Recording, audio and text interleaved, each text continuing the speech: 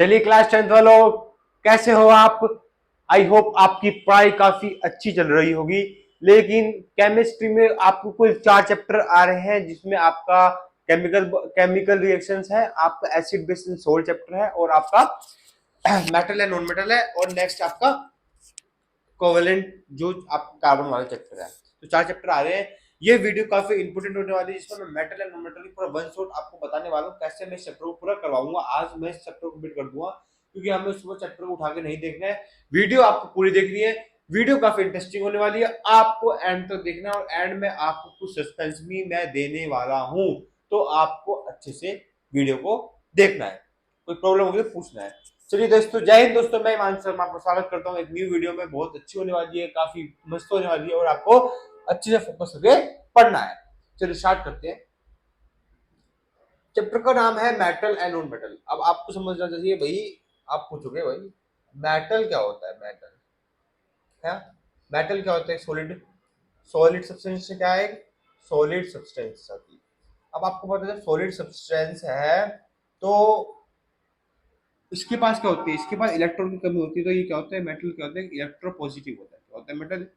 Metal क्या होता है? इलेक्ट्रो पॉजिटिव होता है। क्या होता है मेटल? इलेक्ट्रो पॉजिटिव एलिमेंट है।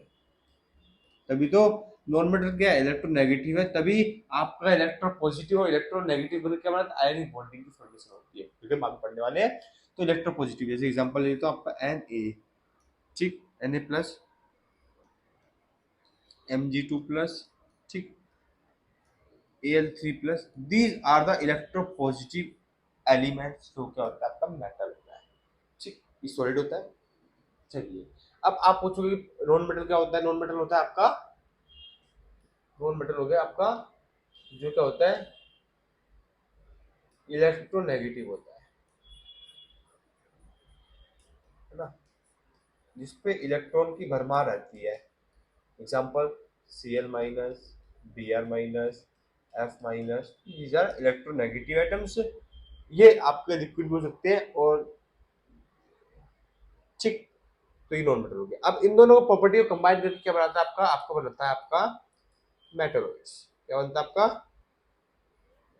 मेटलॉइड्स बनता है। मेटलॉइड्स क्या होता है? Both the property of the metal and non metal shows that is called metalloids. ठीक, चलिए पहला बढ़ते हैं प्रॉपर्टीज ऑफ मेटल। पहली प्रॉपर्टी क्या है? जो मेटल होता है वो शाइनिंग सरफेस होता है। शाइनिंग सरफेस होता है तो वो क्या होगा? लस्ट्रस होगा, ठीक। शाइनिंग सरफेस का मतलब लस्ट्रस होगा। जैसे एग्जांपल देते हैं, कोई मेटल का आप एग्जांपल देते हैं, तो यहाँ पे एजी, एजी और AU.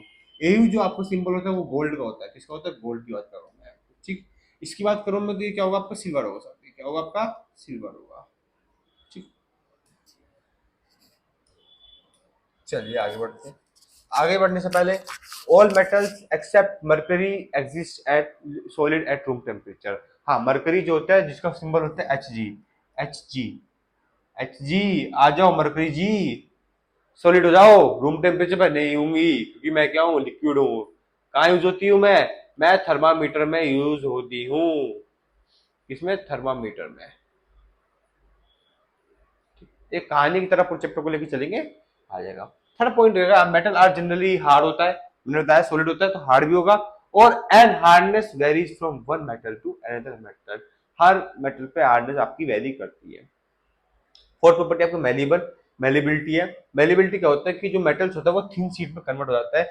They can be into thin sheet, पतली पतली शीट्स में आपका कन्वर्ट हो जाता है कोई भी मेटल हो। जैसे आपको तो देखा होगा आपने, जो कॉपर मेटल है, copper metal is converted into copper wire, ठीक। Same, that is copper wire. Aluminium, aluminium क्या होता है? Aluminium, aluminium convert into aluminium wire. तो क्या होगा? ये क्या होगा आपका? हार्ड होगा, और आपको किसमें? मेलेबिलिटी होगा, और थिन शीट में आपका कन्वर्ट हो रहा है। Metal can also drawn into wires, they properties for ductility. So thin sheet का वाला था, थिन शीट वाला इसमें पीटना पड़ता है, तो ये होता है drawn into wires, they properties for ductility. जो ड्रॉन इनटू वायर्स में कन्वर्ट होता है वो होता है, ये एग्जांपल जो पीछे वाला वो इसका था, डक्टिलिटी का। अब आते हैं मेटल्स क्या होता है? इलेक्ट्रिसिटी कंडक्ट करता है। जैसे कि हम बात करते हैं मेटल इलेक्ट्रिसिटी कंडक्ट करता है, हाँ जी। तो क्या होगा? एजी, एजी का जो होता है सिल्वर, जो कि आपका सिल्वर है, और कॉपर में है आपका सीयू, कॉपर। ये इलेक्ट्रिसिटी कंडक्ट करते हैं। अब करते हैं बेस्ट इलेक्ट्रिसिटी कंडक्ट करते हैं, लेकिन आपको ध्यान रखना है दोनों इलेक्ट्रिसिटी कंडक्ट कर रहे हैं, लेकिन इसमें से कॉपर वायर क्यों यूज होती है होम अप्लायंसेस में, क्यों यूज होती है? क्योंकि होम अप्लायंसेस में साथ क्या होता है, कॉपर वायर काफी सस्ती पड़ती है, और आपको पता है सिल्वर तो महंगा आता है, दैट इज कॉस्टली। क्या है आपका? कॉस्टली है ना? तो इसलिए आपको कॉपर वायर आपकी यूज होती है। Silver are the best conductor of heat, while lead and mercury are the poor conductor of. अगर हम बात करते हैं लीड एंड मरकरी क्या होता है, पुअर कंडक्टर ऑफ हीट होता है। डेंसिटी की बात करते हैं तो हाई डेंसिटी होती है मेटल की, तो इसमें एक होता है ओस्मियम। ओस्मियम एक मेटल है जिसकी डेंसिटी क्या होती है, काफी हाई होती है। आगे समझ में? ग्रेफाइट, ग्रेफाइट की इलेक्ट्रिसिटी काफी ज्यादा कंडक्टर होता है। ग्रेफाइट, ग्रेफाइट एक कंडक्ट मेटल नहीं है। कलर की बात करते हैं तो most of the metal are grey in colour but they gold and copper exception. Gold का कलर कौन सा होता है? गोल्ड का कलर येलोइश होता है। और कॉपर का कलर कौन सा होता है? कॉपर का कलर होता है आपका, वो भी येलोइश होता है, लेकिन अगर आफ्टर रस्टिंग वो ब्लू कलर हो जाता है। ब्लू कलर का हो जाता है, ग्रीन कलर का आपका हो जाता है। इसको फटाफट स्क्रीनशॉट ले लीजिए। नोट्स बनाने हैं क्लास में, नोट्स ही आपके इंपॉर्टेंट, आपको आपको अपने एग्जाम तक लेके जाएंगे।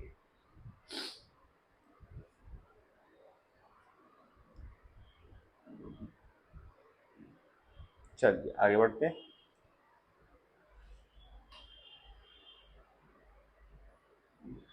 अब केमिकल प्रॉपर्टीज की बात करते हैं मेटल की। तो केमिकल प्रॉपर्टी क्या है? Reaction with oxygen. तो मेटल्स जो होते हैं वो रिएक्शन ऑक्सीजन के साथ रिएक्ट करते हैं, और क्या करते हैं? मेटल ऑक्साइड की फॉर्मेशन करते हैं। वो मेटल ऑक्साइड क्या होती है? वो बेसिक ऑक्साइड्स आपकी होती है। साथ ही तो बेसिक ऑक्साइड जो होगी वो मेटल ऑक्साइड्स होगी। तो हम बात करते हैं यहाँ पे metal plus oxygen. Metal plus oxygen बनेगा तो मेटल ऑक्साइड बनेगा, जैसे कि आपने एग्जाम्पल में देखा हुआ है कि एग्जाम्पल मैं आपको दिखाने वाला हूँ। सेम ऐसे हम reaction of copper metal with oxide. Copper metal जो होता है वो रिएक्ट नहीं करता है। कॉपर मेटल रिएक्ट इसलिए नहीं करता है क्योंकि वो burn in air it give oxide.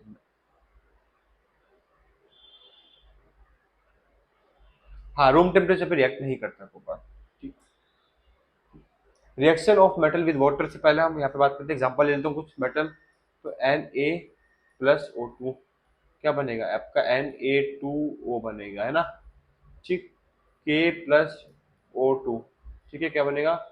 K2O बनेगा। ठीक, बैलेंस कर सकते हैं आप। Mg+O2, Mg+O2 क्या बनेगा आपका? Mg+MgO बनेगा, क्योंकि Mg+2 होता है और O2-2 होता है, तो +2 -2 कैंसिल ईच अदर, तो क्या बनेगा? मैग्नीशियम ऑक्साइड बनेगा। ठीक। कोई भी देखते हैं। अगर हम बात एल्युमिनियम की बात करते हैं, एल्युमिनियम प्लस O2 की बात करते हैं तो क्या बनेगा आपका? Al2O3 आपका बनेगा। चलिए, reaction of metal with water. Water के साथ हम रिएक्ट करते हैं तो वाटर के साथ क्या फॉर्मेशन होगी? वाटर के साथ रिएक्ट करेंगे तो मेटल क्या करेगा? हाइड्रोक्साइड देगा, और साथ में क्या देगा? उसका हाइड्रोजन गैस देगा। ये मोस्ट मेटल्स से जो रिएक्ट नहीं करते वाटर से, जैसे कि हम बात कर सकते हैं मैग्नीज और मैग्नीज, Mg और Mn। Mg और Mn भी रिएक्ट नहीं करते हैं। ये किससे रिएक्ट करते हैं? नाइट्रिक एसिड से रिएक्ट करते हैं, क्योंकि ये क्या होता है? स्ट्रॉन्ग ऑक्सीडाइजिंग एजेंट होता है। ठीक। अगर हम बात करते हैं रिएक्शंस की बात करते हैं, reaction of sodium metal with water. Sodium metal के मैं वाटर के साथ रिएक्शन करता हूँ तो क्या होगा? Na,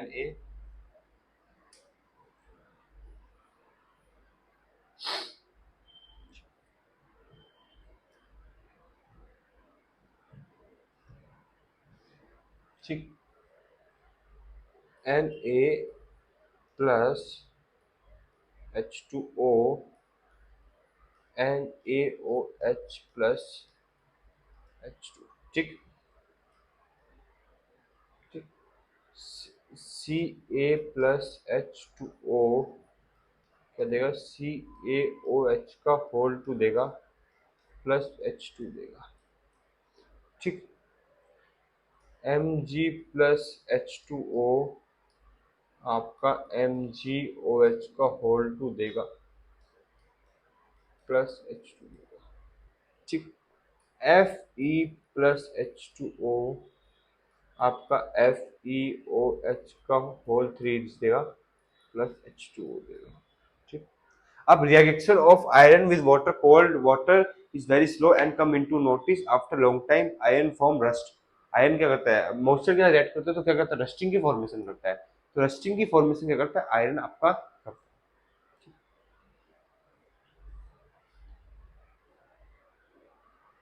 अब both calcium and magnesium are heavier water but still float over it.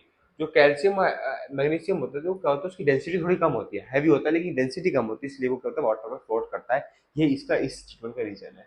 अच्छा ये बताओ, टेस्ट में जब टेस्ट मैम लेती है, जब पेपर एग्जाम होता है, तो कौन कौन बच्चा अपने दोस्त के भरोसे आता है?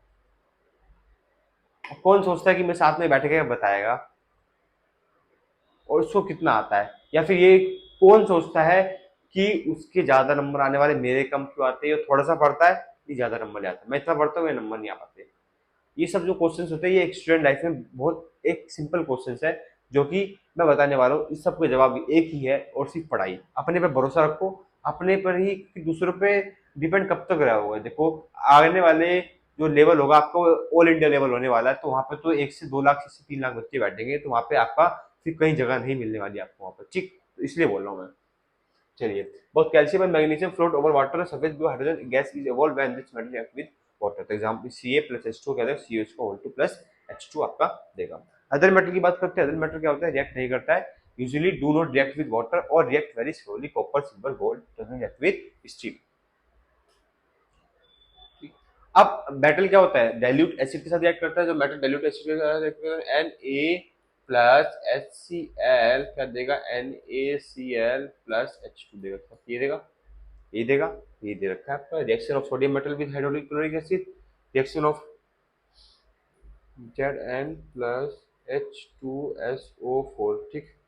क्या देगा आपका, ZnNSO4 प्लस H2 देगा। Reaction of magnesium metal with dilute hydrochloric acid, तो Mg प्लस HCl क्या देगा, MgCl2 देगा प्लस H2 देगा। क्या मेरे सभी को कंसेप्ट समझ में आ रहे हैं? मैं क्या कर रहा हूँ, मैं मेटल के साथ आपको एसिड के साथ ऐड कर रहा हूँ, तो आपका सोल्ट और हाइड्रोजन गैस आपकी इवॉल्व हो रही है, जो कि आपका एक्सोथर्मिक रिएक्शन होने वाला है। लेकिन इसमें नोट है, hydrogen gas is not evolve when metal is treated with nitric acid. जैसे कि मैंने बताया कि नाइट्रिक एसिड के साथ रिएक्ट नहीं करती, क्योंकि क्या होता है, वो नाइट्रिक एसिड क्या है, HNO3 का है, HNO3 का है, एक स्ट्रॉन्ग ऑक्सीडाइजिंग एजेंट। क्या है, स्ट्रॉन्ग ऑक्सीडाइजिंग एजेंट है, ठीक? ठीक, चल इसकी थोड़ी फटाफट इसका, फिर हम आगे बढ़ते हैं।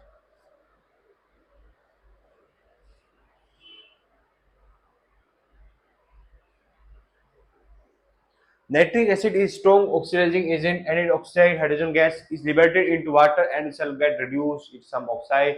नाइट्रिक ऑक्साइड बनाता है तो reaction of sodium oxide with water, देखिए Na2O फिर H2O, तो क्या होगा, बेसिक ऑक्साइड बनेगा, NaOH फॉर्मेशन आपकी होगी। Reaction of zinc oxide and aluminium oxide. अब आप बात करते हैं जिंक ऑक्साइड कैसे करता है। जिंक ऑक्साइड की बात करता हूँ मैं, ZnO प्लस HCl क्या बना देगा आपका, ZnCl2 बना देगा, क्योंकि क्या ये जिंक और एल्युमिनियम का आपकी एम्फोटेरिक ऑक्साइड है ना, एम्फोटेरिक ऑक्साइड आपकी होती है। ZnO प्लस NaOH क्या बना देगा आपका, Na2ZnO2 बना देगा प्लस H2O बना देगा, ठीक? सेम बात करते हैं, अगर हम बात करते हैं Al2O3 प्लस HCl क्या बना देगा आपका, AlCl3 प्लस H2 बना देगा। Al2O3 प्लस NaOH बना देगा आपका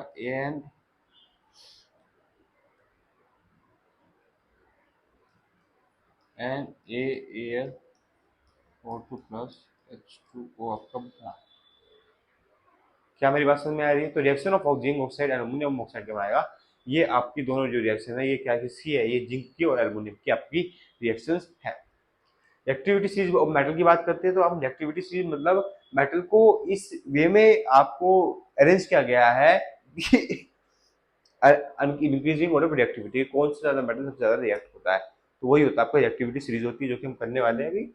तो द ऑर्डर ऑफ, अगर क्वेश्चन सीधा सीधा क्वेश्चन पे आ गया, but reactivity series of metal, तो द ऑर्डर ऑफ इंटेंसिटी और reactivity of the metal and the reactivity of element decrease on moving from top to bottom. ऊपर से नीचे तक जाएंगे तो रिएक्टिविटी घटती है, ठीक?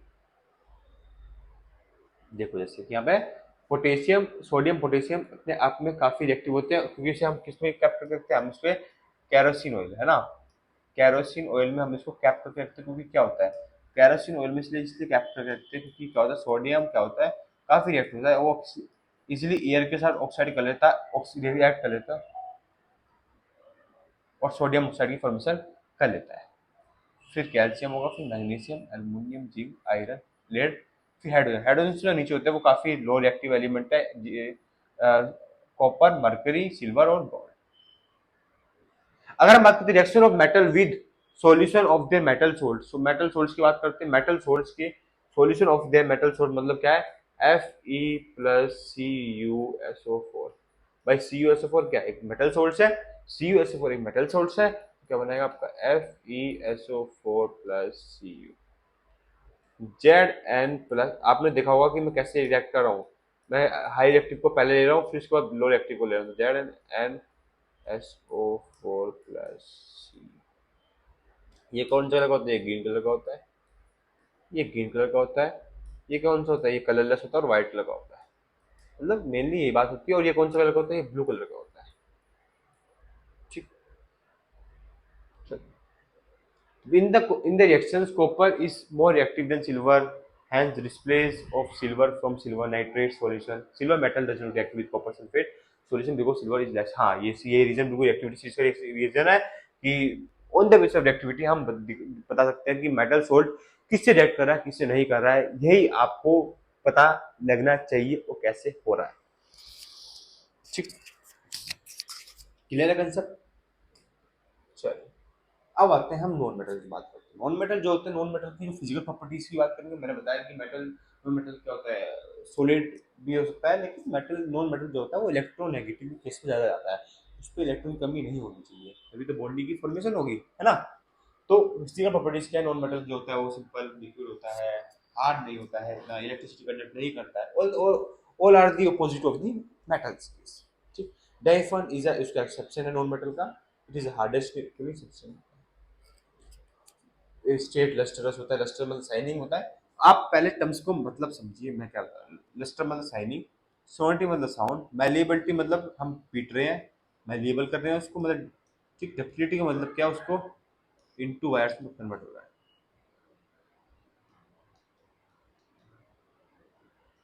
ठीक, इलेक्ट्रिसिटी कंडक्ट की बात करेगा तो ग्रेफाइट काफी इलेक्ट्रिसिटी कंडक्ट करता है। Malleable ductile, malleable and ductile में क्या होता है, मेटल्स आते होते हैं ब्रिटल, ब्रिटल मतलब चमकते हैं। अगर reaction of non metal with oxygen की बात करते हैं तो नॉन मेटल ऑक्साइड क्या होता है, एसिडिक इन नेचर होता है। पहली बात कंसेप्ट को समझो कि नॉन मेटल ऑक्साइड क्या होगा, एसिडिक इन नेचर होगा।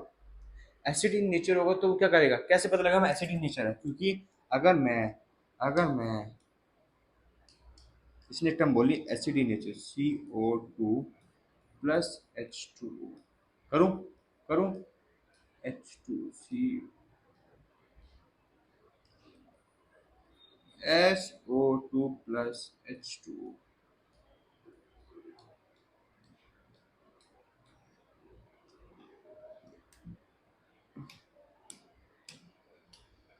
H2SO4। Reaction of non metal with chlorine की बात करते हैं, क्लोरीन से बात करते हैं, नॉन मेटल CO, कोई नॉन मेटल बताइए, Cl, Cl लेता हूँ, क्रोमियम को भी लो, Cl2 होता है plus non metal with chlorine बोला ना इसमें, वही करते हैं कंपाउंड हाइड्रोजन को ले लेते हैं, H2+Cl2 क्या देगा, ट्वाइस HCl देगा, H2+O2 क्या देगा, 2H2 देगा। ये तो मेटल विथ क्लोरीन के साथ रिएक्ट करेगा। ठीक, reaction of metal and non metal. अगर हम बात करते हैं मेटल एंड नॉन मेटल की बात करते हैं तो आपका Na+Cl2 क्या देगा, आपका NaCl देगा, NaCl देगा तो मतलब 2 आप यहाँ बन जाएगा और 2 NaCl आपका ये बन जाएगा। तो ये क्या है, मेटल ऑफ नॉन मेटल। तो ये मेटल एंड नॉन मेटल मतलब क्या होगा, एक तरफ पॉजिटिव है एक तरफ नेगेटिव, जब पॉजिटिव नेगेटिव का होगा न्यूट्रल हो जाएगा, तभी क्या होता है सोल्ट क्या होता है वो न्यूट्रल होता है, तभी सोल्ट न्यूट्रल होगा और आपका रिएक्टिव होगा। आयनिक बॉन्ड की फॉर्मेशन करते हैं तो मेटल और नॉन मेटल से आयनिक बॉन्ड की फॉर्मेशन करते हैं। Ionic bond are form because of the cation and anion. Transfer of electrons from cation to anion. तो जैसे कि अगर मैं बात करूँ जैसे NaCl, तो Na पे एक इलेक्ट्रॉन है, Cl पे कितने 1 2 3 4 5 6 6 8 7, ठीक है। अब आपको पता है कि Cl को भैया एक इलेक्ट्रॉन चाहिए, मेरे को इलेक्ट्रॉन की कमी है। Cl बोलेगा भाई तू मेरे पे रहम कर, तू मुझे इलेक्ट्रॉन दे, मेरे को कमी है, मैं नहीं रह पाऊंगा, रह पाऊंगी। तो भी तो इस पे Cl आ गया, Na प्लस आ गया, इस पे 1 2 3 4 5 6 पूरा हो गया, ठीक है। तो क्या बन गया, माइनस आ गया, Na प्लस Cl माइनस बन गया। प्रॉपर्टीज ऑफ आयनिक कंपाउंड की बात करेंगे तो आयनिक कंपाउंड सॉलिड होता है, have greater force of attraction. क्यों ग्रेटर फोर्स ऑफ अट्रैक्शन? क्योंकि इसमें क्या है, इलेक्ट्रोस्टैटिक फोर्स ऑफ अट्रैक्शन। क्या होता है ग्रेटर फोर्स ऑफ अट्रैक्शन? ये यहाँ पे क्या है, कौन से आयनिक बॉन्ड में कौन सा होता है, electrostatic force of attraction,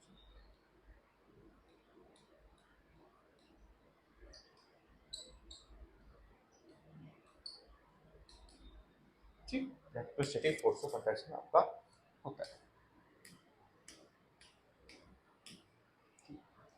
greater force of attraction because of ions each other strongly होते हैं, तो आयनिक बॉन्ड की फॉर्मेशन सॉलिड होता है। अच्छा, अब दिवाली का मौसम चल रहा है, तो भाई पहले तो ऐसा होता था कि बड़ा 10 दिन पहले हम लोग सब मस्त एकदम पटाखे फोड़ रहे हैं, 10 10 रुपये पापा से ले रहे हैं और जा रहे हैं दुकान पर और एक मुर्गा छाप की लड़ी लेके आ रहे हैं। अब महंगाई देखो कितनी हो गई है ना। मुर्गा छाप की लड़ी की 20 से 25 रुपए की आने लग गई है। तो समय बदलता है, समय के साथ साथ हमारा जो है टाइम भी बदलता रहता है। अब हम बड़े हो गए, ऐसी अब आगे जनरेशन वाली वो भी यही सेम चीज़ होगी, वो 20 की वो 40 की जाएगी। समय बदल रहा है, लेकिन मजा आता था। एक लड़ी को हम 10, जो उसके शायद उसमें 10 से 20 आते हैं ना, तो हम उसको अलग अलग करके फोड़ते थे उसको। बिजली बम का पैकेट लेके आते थे, उसमें एक एक जला के फोड़ते थे। या फिर जब रात होती थी तब क्या करते थे हम, जब रात होती थी फोड़ते थे, सुबह देखते थे कोई बम तो फट बच नहीं गया, उसको फोड़ते थे। यही होता था ना। दिवाली भाई, दिवाली तो एक हिंदू पर्व का त्योहार का बड़ा एक मनमोहक त्योहार है। Ionic compound are bitter in nature. Ionic compound क्या होता है, बिटर इन नेचर होता है। आयनिक कंपाउंड है हाई मेल्टिंग पॉइंट होता है उसको, हाई बॉइलिंग पॉइंट होता है, बिकॉज फोर्स ऑफ अट्रैक्शन क्या होता है, ज्यादा स्ट्रॉन्ग होता है।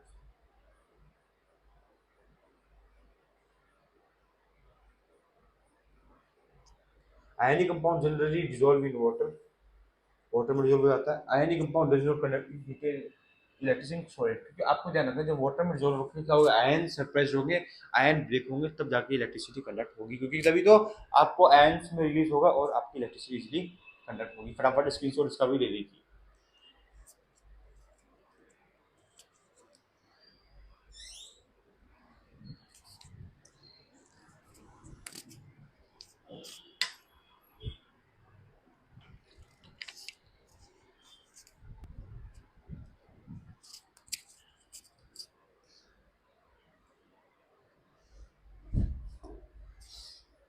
ऑक्यूरेंस, अब कहाँ पे मेटल कहाँ से एक्सट्रैक्ट होता है, कहाँ से निकलता है, ये आप ये पढ़ने वाले हैं। Occurrence, the minerals from which a metal can profitable extract for और।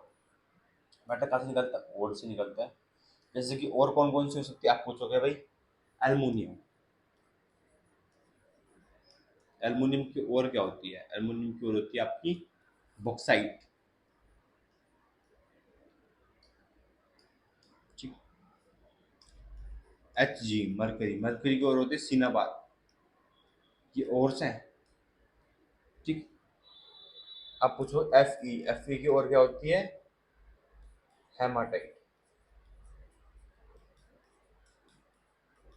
हेमाटाइट होती है, ठीक। सोडियम की और कौन सी होती है, रॉक सॉल्ट, ये होती है, ठीक। ये और से सारी। अब एक्सट्रैक्शन मेटल कैसे एक्सट्रैक्ट होता है, वो only basis of the reactivity, और उसे उसे कैटेगराइज कर दिया गया, मोस्ट एक्टिव कौन सा मेटल है, हाई एक्टिव और मीडियम एक्टिव वाले मेटल से कैटेगराइज कर दिया गया। तो कन्वर्जन ऑफ कंसंट्रेशन और into paid metal and defining of ये तीनों स्टेप्स है जो कि हम कर रहे हैं। पहले ही मतलब ये बेसिक स्टेप है, तो पहले हम क्या करेंगे, और कंसंट्रेशन करेंगे उसको, फिर कन्वर्जन करेंगे और को प्योर मेटल में कन्वर्ट करेंगे, मतलब प्योर मेटल में कच्चे जो मेटल होता है उसको फिर रिफाइन करेंगे इम्प्योर मेटल में, जो भी कोई इम्प्योरिटीज है उसको निकालेंगे और प्योर मेटल को हम एक्सट्रैक्ट करते हैं। ठीक, कंसंट्रेशन ऑफ रिमूवल ऑफ, पहले क्या करते हैं, पहले स्टेप क्या, कंसंट्रेशन ऑफ और का मतलब क्या, हम उसमें जो भी गैंग पार्टिकल्स होते हैं, मतलब गैंग का मतलब जो इम्प्रूवल पार्टिकल्स होते हैं, इम्प्रूव पार्टिकल्स होते हैं, जो बेकार जो पार्टिकल्स होते हैं उसको हम निकालते हैं। तो रिमूवल ऑफ इम्पोर्टेंस जैसे metal, soil, sand, stone, silicate, उनको हम निकालते हैं। फिर उस कन्वर्जन ऑफ कंसंट्रेटेड और इनटू प्योर मेटल में हम कन्वर्ट करेंगे। कन्वर्ट करने के लिए बेसिकली ये जो मेथड है, इसमें हमने मेटल को हाई रिएक्टिव, लो रिएक्टिव और मीडियम एक्टिव रिएक्शन से करा है। मेटल में जो मीडियम एक्टिव है और लो रिएक्टिव उसमें सेम है लगभग। हाई रिएक्टिव का क्या होता है, आपका इलेक्ट्रोलिसिस प्रोसेस से आपको मेटल को निकाला जाता है। तो मेटल को आपको इलेक्ट्रोलिसिस प्रोसेस से आपको निकाला जाता है। इसको फटाफट स्क्रीन लो फटाफट। फिर उसके बाद इंपॉर्टेंट टॉपिक्स हम कैल्सिनेशन, रोस्टिंग पढ़ेंगे।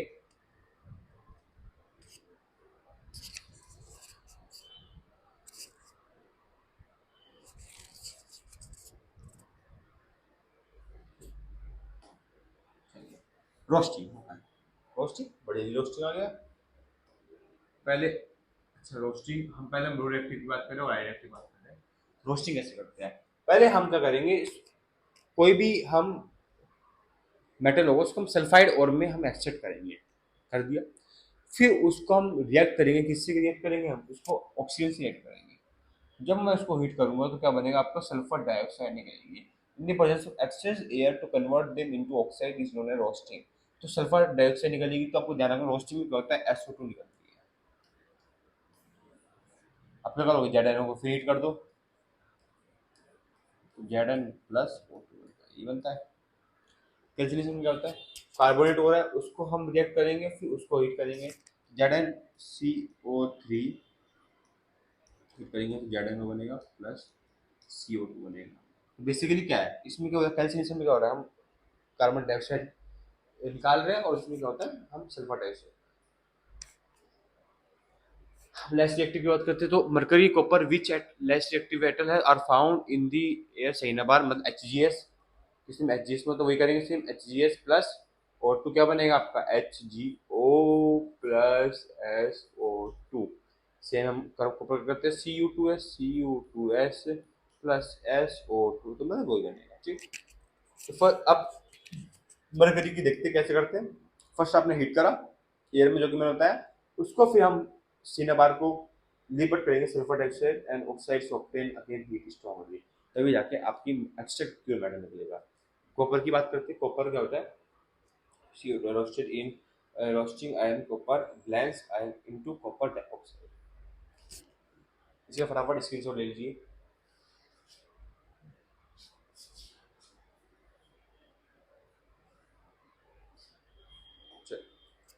अब थर्माइट रिएक्शन है, ये समझ में आ गया। क्वालिफिकेशन रोस्टिंग, इसमें कोई डाउट नहीं है। हाई मीडियम एक्टिव और लो रिएक्टिव आपको किससे प्रोसेस कन्वर्ट करना है, आपको पहले कैल्सिनेशन करना पड़ेगा, फिर रोस्टिंग आपको करनी पड़ेगी। ठीक, अगर हम बात करते हैं extraction of metal of high reactive metal की बात करते हैं, मेटल है हाई रिएक्टिव जैसे कैल्शियम, मैग्नीशियम, एल्युमिनियम, जो होता है ये क्या होता है, इलेक्ट्रोलाइटिक रिडक्शन से आपको इसको करना पड़ेगा। इलेक्ट्रोलाइटिक रिडक्शन का मतलब क्या, वहाँ पे इलेक्ट्रोलिसिस यूज करना पड़ेगा। क्या यूज करना पड़ेगा, इलेक्ट्रोलिसिस यूज करना पड़ेगा। उससे पहले थर्मल रिएक्शन क्या होता है, अगर हम फेरिक ऑक्साइड को हीट करते हैं एल्युमिनियम से, तो Fe2O3 प्लस Al क्या देगा आपका, Al2O3 प्लस F। ठीक, मेटल और high active metal sodium, aluminium, कैसे उसको हम एक्सट्रैक्ट करते हैं, उसको यूज करते हैं हम by the process of electrolysis. देखते हैं, जैसे कि मैंने यहाँ पे ले लिया ये ये ये, ठीक, एक तरफ कैथोड होगा,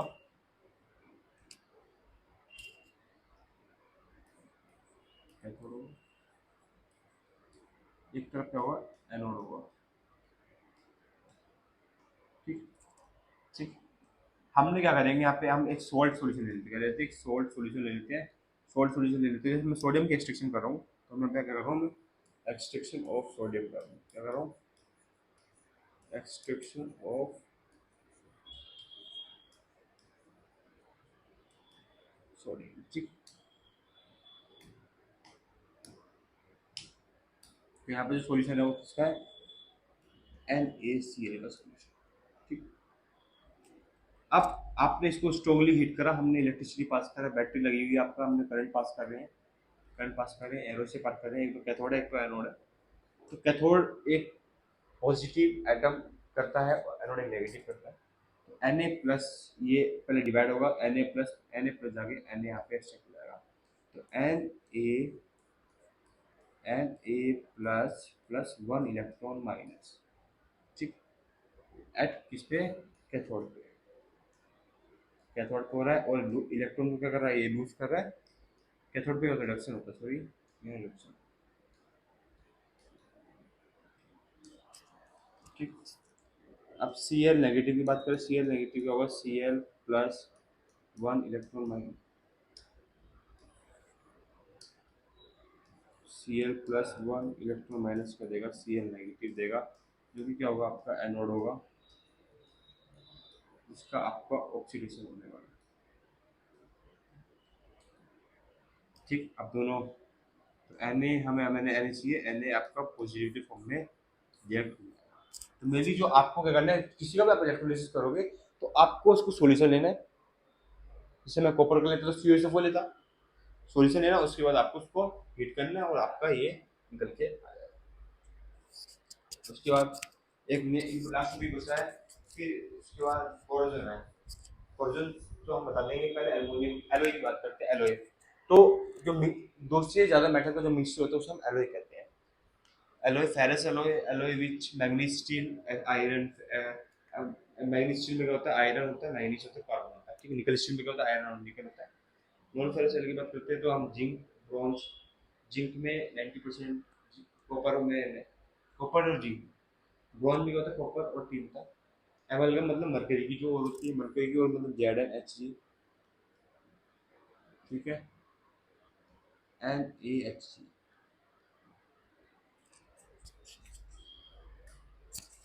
ये सब और है, देखो ब्रास किससे बना हुआ, कॉपर और जिंक। आप देख लो कॉपर से कौन कौन सी चीज बनी, कॉपर से लगभग सभी बना होता है। कॉपर और जिंक किससे, ब्रास से बना होता है। ब्रॉन्ज किससे बना होता है, ब्रॉन्ज बना होता है आपको कॉपर और टिन से बना होता है, Co+Sn, सुसन, सूजन, सूजन, सूजन ले गया ब्रास, और सूजन ले गया ब्रॉन्ज। तो कॉपर और, ठीक है, बना दिया मैंने एक सूजन, सूजन ले गया ब्रास, ठीक है, और सूजन ले गया ब्रॉन्ज, ठीक है, और पप्सन ले गया सोल्डर। ठीक, तो सूजन ब्रास ले गया, सूजन ब्रॉन्ज ले गया, और पप्सन क्या ले गया, सोल्डर ले गया। तो तीनों हमने याद कर लिए। तो यही आपको ट्रिक बनानी है, मैग्नीशियम, एल्यूमिनियम और मैग्नीशियम मिलता है। 24 कैरेट गोल्ड क्या होता है, 22 कैरेट गोल्ड तो बताता हूँ। 24 कैरेट गोल्ड क्या होता है, 24 कैरेट गोल्ड होता है आपका, 24 कैरेट गोल्ड में क्या होता है आपका, टोटल 24 कैरेट में पूरा गोल्ड रहता है। लेकिन 22 कैरेट में क्या होगा, 24 में, सॉरी 22 में तो पूरा गोल्ड रहेगा, 24 में 22 आपका क्या रहता है, गोल्ड, और 2 कैरेट आपका अदर मेटल रहता है। क्या रहता है, अदर मेटल रहता है, इसको बोलते हैं आप 24 कैरेट गोल्ड बोलते हैं। 24 कैरेट कभी तो क्या होता है, 24 कैरेट गोल्ड जो होता है अकॉर्डिंगली 22 कैरेट गोल्ड से काफी काफी सॉफ्ट होता है। तभी लोग 22 कैरेट यूज करते हैं। एक चीज समझ में आ गई। एक चीज बताता हूँ, एक एक और रह गया आपका, जो मैंने आपको पूरी पीडीएफ में नहीं मिला आपको, एक्वारेजिया। एक्वारेजिया में गोल्ड ऐसे मेल्ट हो जाएगा ना कि पता भी नहीं लगेगा। एक्वारेजिया क्या होता है, एक्वारेजिया एक सॉल्यूशन है 3:1, जो कि ज्वेलरी शॉप पे मिलता है। 3 में क्या होता है आपका HCl होता है, मतलब एसिड होता है, और 1 में क्या होता है आपका HNO3 होता है, नाइट्रिक एसिड होता है। Concentration nitric acid, concentration HCl का जब हम यूज करते हैं तो हम गोल्ड में यूज करते हैं, ज्वेलरी ऑर्नामेंट्स में आपका यूज करते हैं। क्या आपको पूरा मेटल नॉन मेटल समझ में आया? आपका इसको स्क्रीनशॉट फटाफट ले लीजिए। चलिए, तो आज की क्लास आपको, आज की क्लास यहीं पे समाप्त करते हैं। अब next video metal non metal questions का आने वाली है। क्लास ठीक ठीक क्लास 12th वालों के लिए भी है। तो आप इसी वीडियो को सपोर्ट कीजिए। मैंने आप जो कंटेंट बना रहा हूँ वो आपका कंटेंट एकदम बेस्ट कंटेंट होगा। कोई आपको पूरे यूट्यूब पर ऐसा कंटेंट नहीं मिलने वाला है। मेरे पढ़ाने के तरीके पे देखिए कि मैं क्या समझा रहा हूँ चीज़ों को, उस पर आप देखिए। ये मत देखिए कितने सब्सक्राइबर हमारे पास, भाई हम लोगों को सपोर्ट कीजिए, हम सपोर्ट करेंगे, हमें सपोर्ट मिलेगा तो हम आपको बिल्कुल सपोर्ट करेंगे और आपका 100% शो करेंगे। बस आपको सपोर्ट करना है, चैनल को लाइक करना है, सब्सक्राइब करना है, कमेंट करना है, लेकिन फॉर द पेपर को इतना अच्छा पढ़ के आना है।